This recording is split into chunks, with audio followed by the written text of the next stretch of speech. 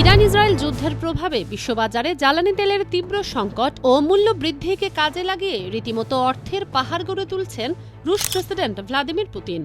British সংবাদ মাধ্যম the টেলিগ্রাফের এক বিশেষ অনুসন্ধানী প্রতিবেদনে জানা গেছে, রাশিয়ার প্রেসিডেন্ট ভ্লাদিমির পুতিন বর্তমানে তেল ও গ্যাস রপ্তানি থেকে প্রতিদিন অন্তত ৭৬০ মিলিয়ন মার্কিন ডলার আয় করছেন।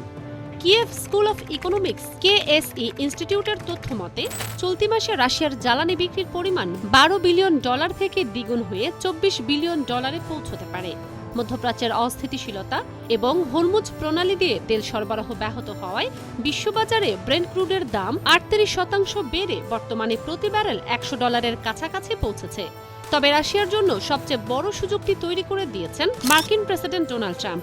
রাশিয়ার তেলের উপর থেকে সাময়িকভাবে নিষেধাজ্ঞা শিথিল করার কারণে পুতিন এখন বিশ্ববাজারে চড়া দামে তেল বিক্রি করতে পারছেন।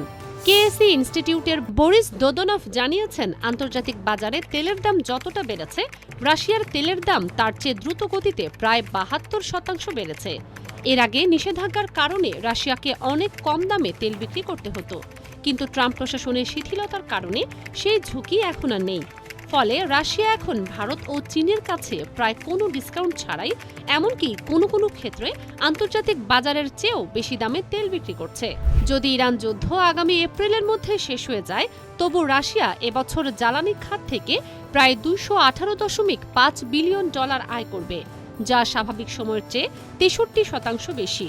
আর যদি এই যুদ্ধ ৬ মাস স্থায়ী হয়, তবে রাশিয়ার বার্ষিক আয় ৩৮৬.৫ বিলিয়ন ডলারে গিয়ে ঠেকতে পারে, যা যুদ্ধপূর্ব প্রাক্কলনের চেয়ে ১৮০% বেশি। এ সপ্তাহে এক অর্থনৈতিক বৈঠকে পুতিন রাশিয়ার তেল ও গ্যাস কোম্পানিগুলোকে এই অতিরিক্ত মুনাফা ব্যবহার করে অভ্যন্তরীণ ব্যাংকগুলোর ঋণ পরিশোধ করার পরামর্শ দিয়েছেন। তিনি একে একটি পরিপক্ব সিদ্ধান্ত হিসেবে অভিহিত করেছেন। নোবেল বিজয়ী অর্থনীতিবিদ এবং IMF-এর সাবেক প্রধান অর্থনীতিবিদ সাইমন জনসন এই পরিস্থিতিকে বিপর্যয় হিসেবে বর্ণনা করেছেন।